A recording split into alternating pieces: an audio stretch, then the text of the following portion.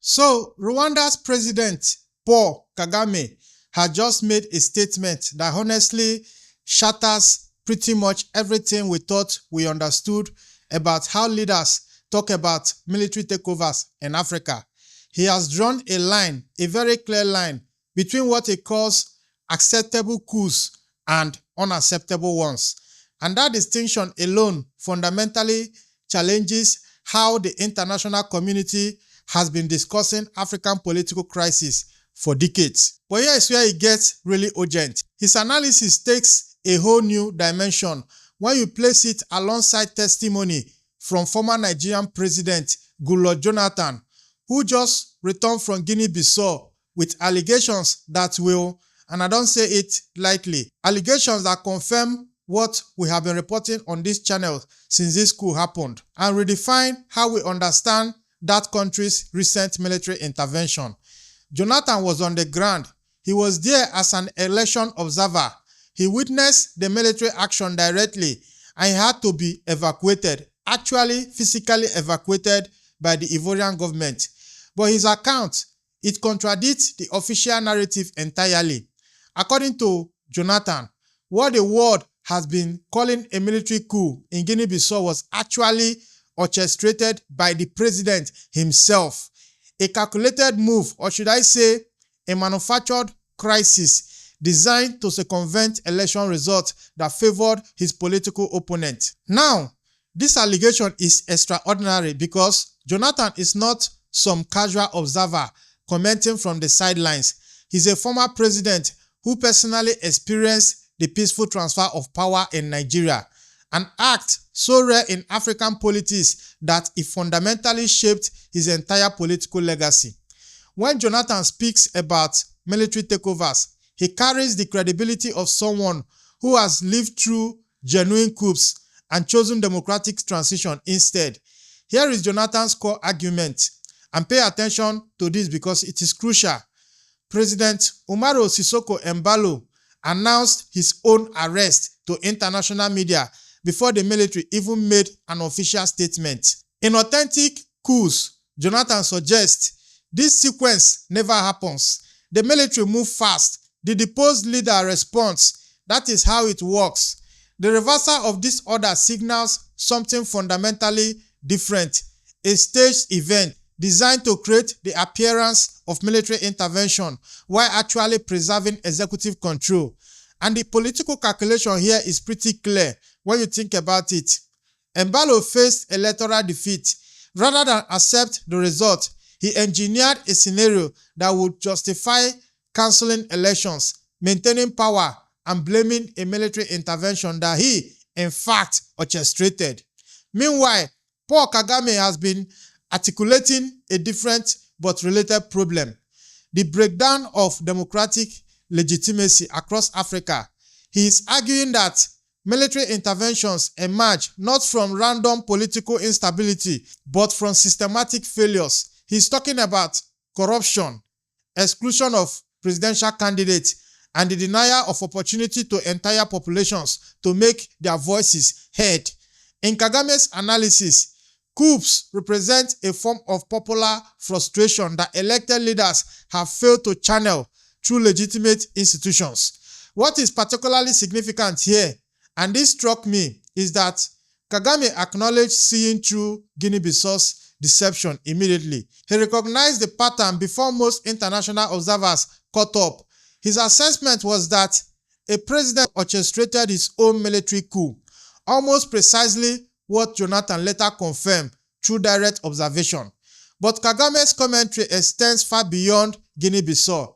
He leveled serious accusations at Africa's electoral processes more broadly. He argued that elections in the Democratic Republic of Congo did not reflect genuine democratic choice, that they represented essentially a facade designed to legitimize predetermined outcomes. We both know why he is specifically attacking the country, because he's technically at war with the DRC. Now, his analysis also suggests that fraudulent elections are not aberrations, but systematic features of how power is consolidated in part, or should I say, in large parts of Africa. And what makes this analysis especially provocative, or should I say uncomfortable, is Kagame's assertion about international complicity. He claimed that Western governments and international observers provide diplomatic legitimacy to fraudulent electoral processes because they prioritize geopolitical interest and resource access over democratic integrity. According to this analysis, mineral wealth and strategic partnerships matter more to Western capitals than the actual will of African voters. Both Kagame and Jonathan are also addressing something that could reshape African politics entirely: the Gen Z uprising. Because when you look at it, think of Kenya, Madagascar, and beyond. Young people are mobilizing in unprecedented numbers to challenge political establishment.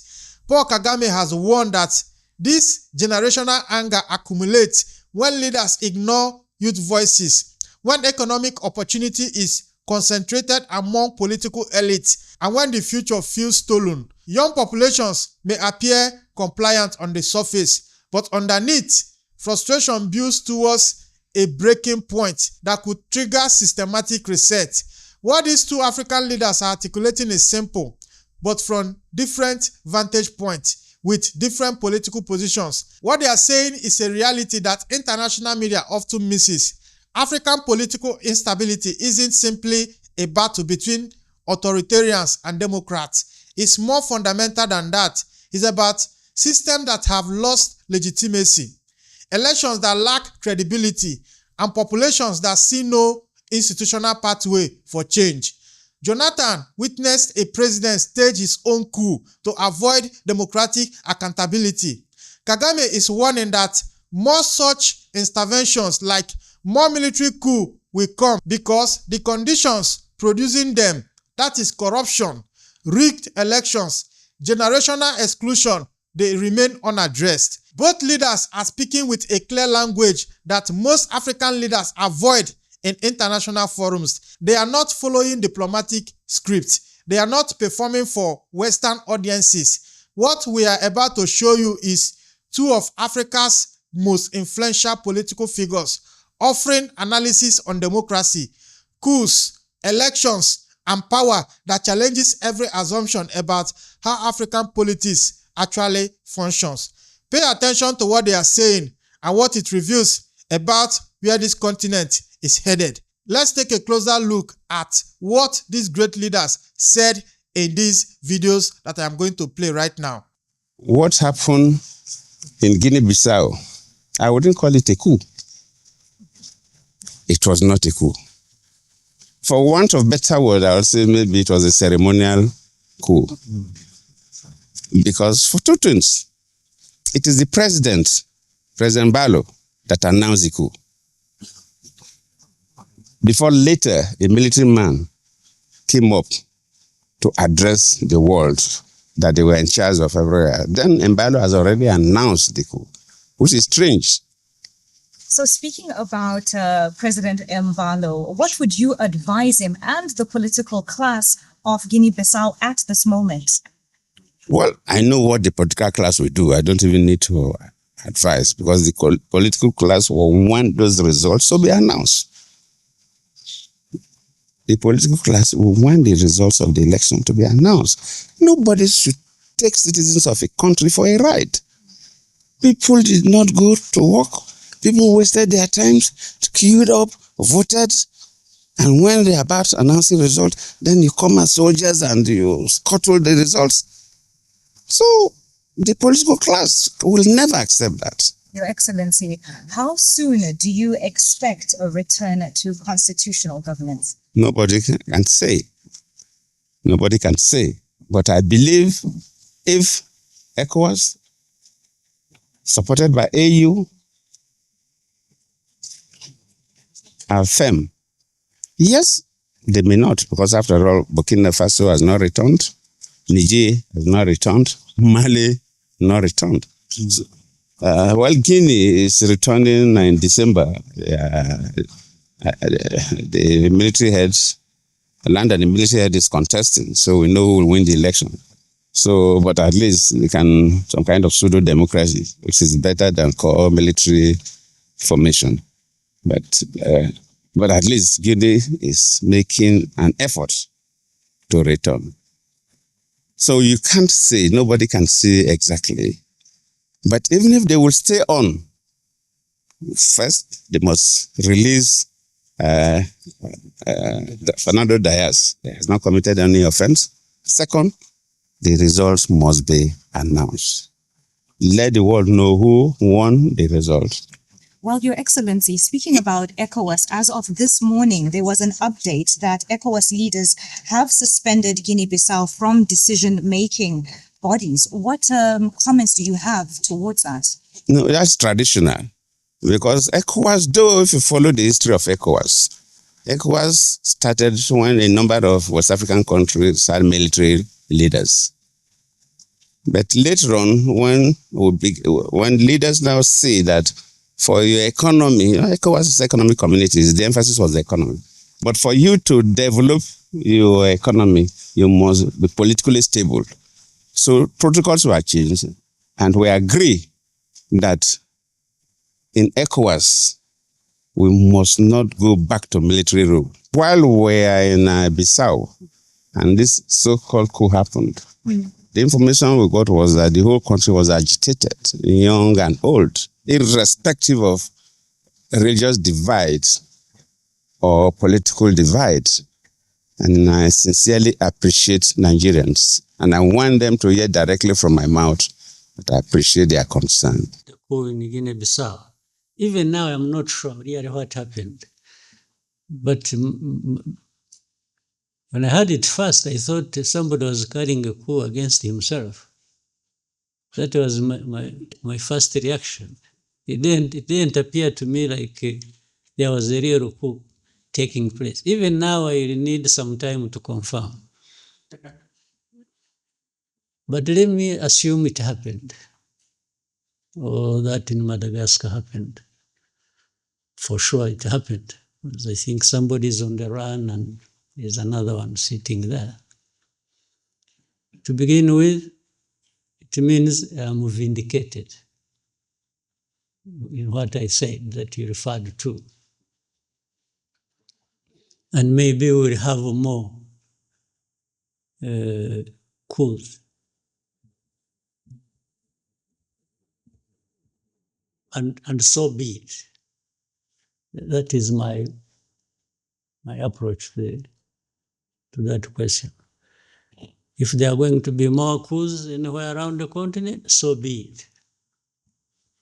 Because I also believe true, where coups are taking place, there must be something wrong that has been happening, even all along. You can assume, can read stories, you can see and appreciate and like something, but once there is a coup, maybe 90% plus, it means in that place there has been a problem. People have been not talking about or covering up or something. Now, I don't know whether you want, again, my opinion, which I have.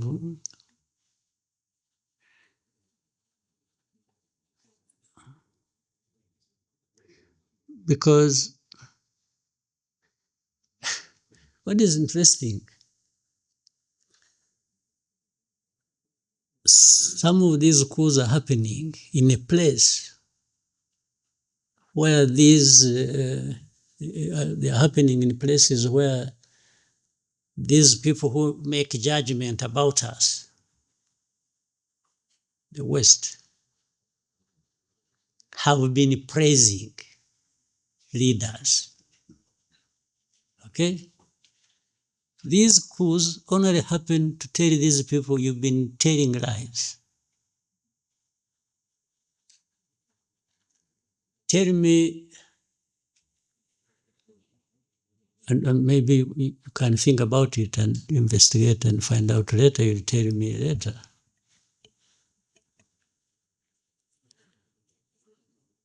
If this coup is not a coup against, let's say in Guinea-Bissau,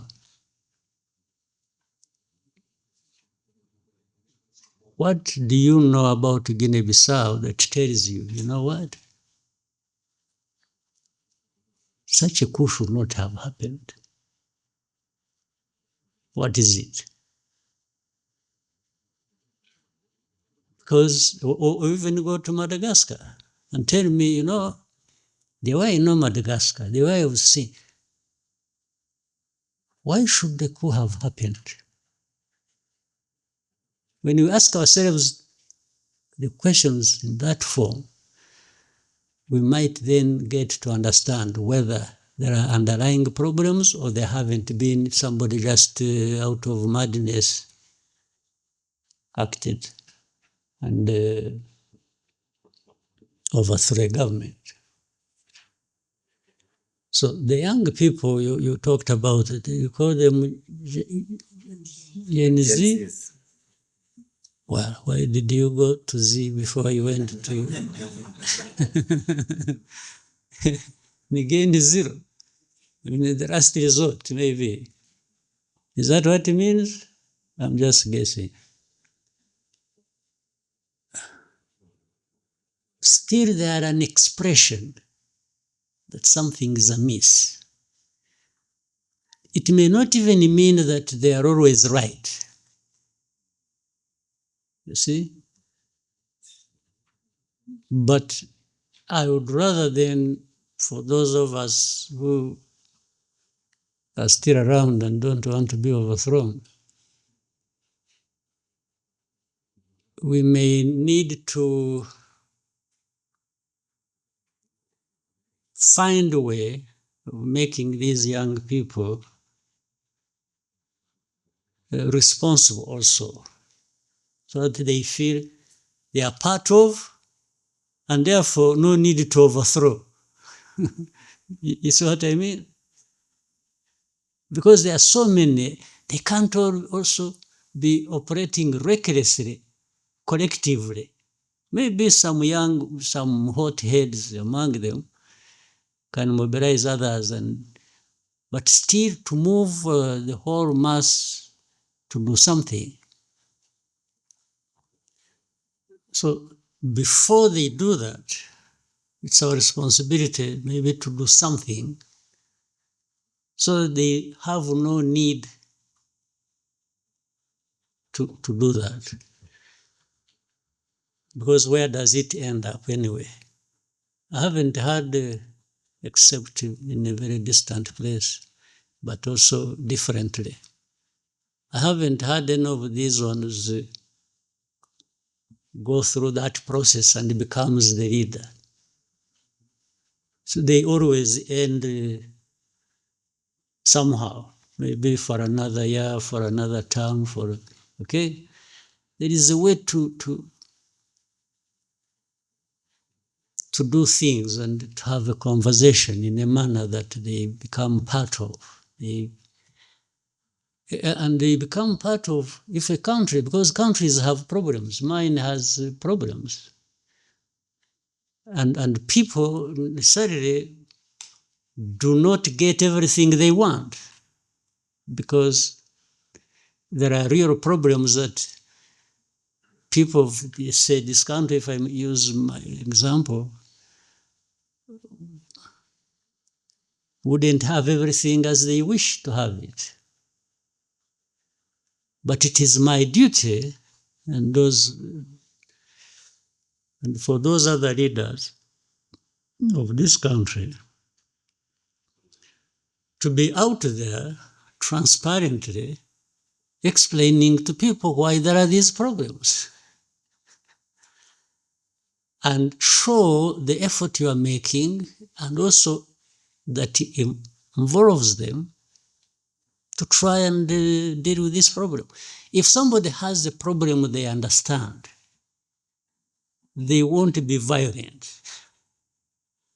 They'll even be more sympathetic. They'll be a bit sympathetic because they know somebody, let's say you may say you want a road there.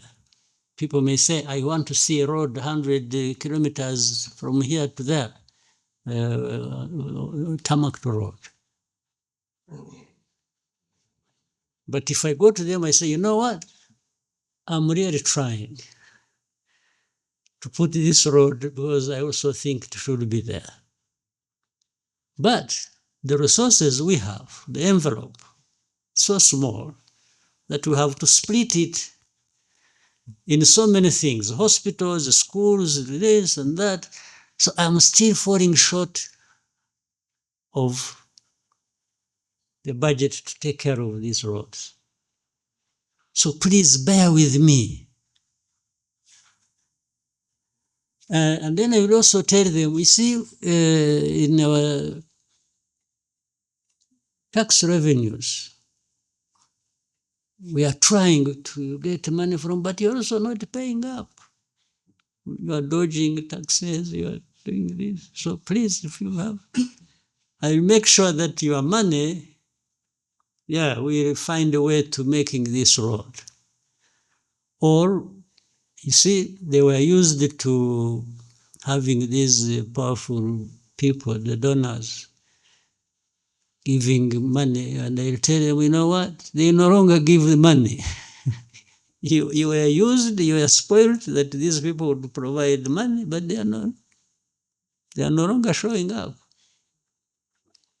Maybe they all have their own roads to build too, and the money is falling short. So, and say, but bear with me, but let's be together. So if you are transparent and they understand, they don't have that thing because it's not your problem. It's not somebody who got the money and took it in corruption or something. Why would anybody get angry with me if I have explained like that? But if they suspect, no, but you're not sure, you're not taking this money for yourself, they will not be sympathetic.